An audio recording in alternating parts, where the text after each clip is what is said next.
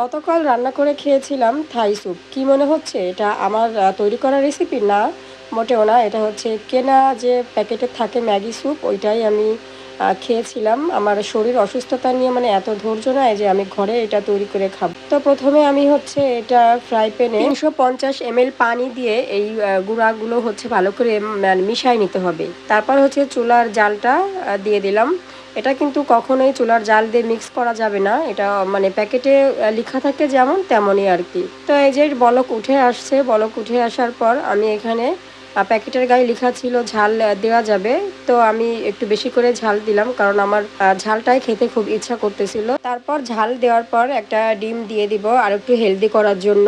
আর একটা কথা বলে রাখি, আমি ভয়েস দেওয়ার সময় আমার মানে ওয়াল ফ্যানটা চালানো ছিল, যার কারণে অনেক শব্দ হচ্ছে। তো এটা একটু স্কিপ করবেন প্লিজ। এই যে রান্না হয়ে আসলো, এখন আমি এটা